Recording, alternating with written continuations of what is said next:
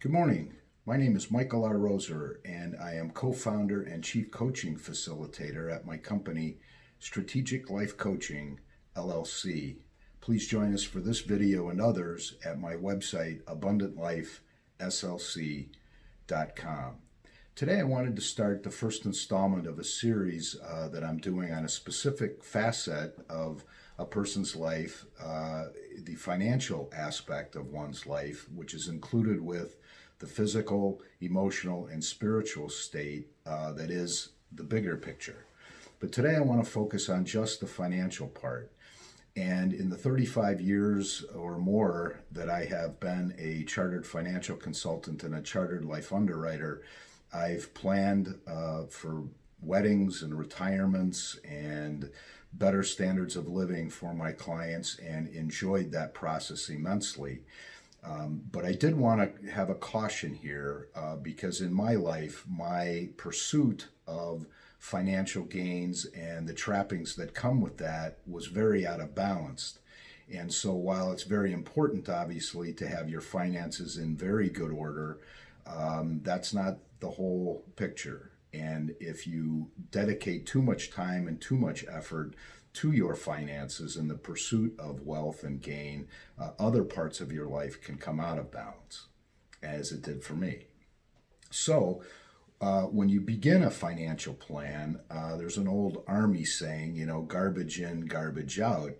And I find that people, when they sit down to start to get their finances in order, that they can become overwhelmed very, very quickly.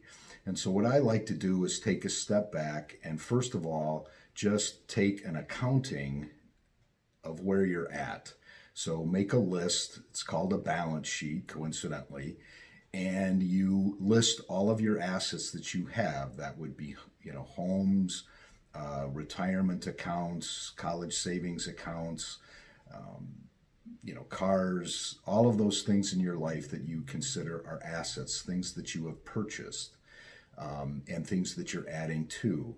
Then you account for all of the liabilities that you have in your life, which would be mortgages, loans on cars, and obligations that you have in the future, such as college expenses, and write all of those down.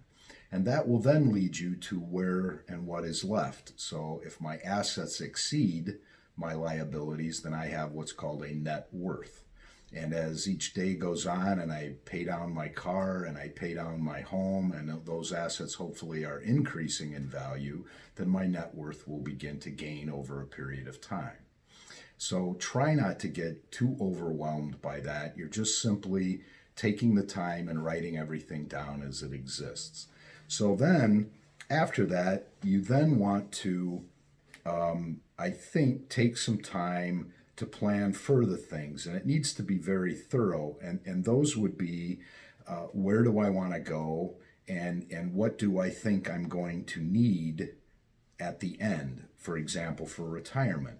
There are many, many great programs. When I started back in 1984, we had a yellow pad and a HP financial calculator to help people. These days, there's many apps and many places on the internet that you can go to input your balance sheet as it exists, and then they will start to massage those numbers with various different interest rates and inflation rates, and you can see that plan going, and you can start to see the future a little bit better.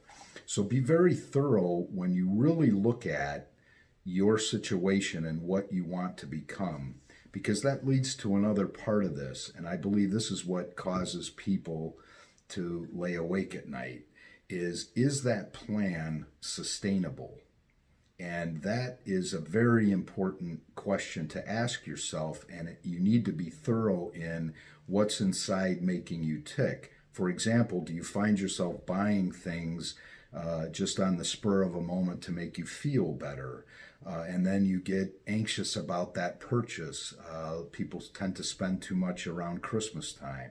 They tend to buy very extravagant birthday gifts for one another. And then they have that additional payment and that additional debt, and it causes them to lay awake at night. So really take some time to sit down and take that plan. Is it thorough? And is it attainable and is it sustainable? And when you talk about attainable, you have to be realistic about what your skills and what your talents are and what other life circumstances you find yourself in. For example, are you taking care of an elderly parent? And that causes, in my case, I had a special needs child that required a lot of funding and a lot of time to put toward that. Obviously, you do these things out of love and necessity, and there's no anxiousness about it. It's just something that you have to do. And the other part of attainability is that a very dear loved one in my family found himself way overboard and living beyond what he was capable of living, much too large of a house, yachts, boats, country club dues, and so on. And he was taking money out of his retirement in order to pay for those things, paying taxes and premature distribution penalties, because he couldn't afford to stay where he was at, with the thought process that he would have enough time to put it back later on down the road as things, got back into line. And that was a very large miscalculation, which has caused him to find himself bankrupt and in a whole bunch of bad situations. So take some time, really think about what you want, where you want to go. Try not to get too overwhelmed, and we'll get to it in the next installment here of actually how you break that apart. Hope that was helpful. Take care. Bye now.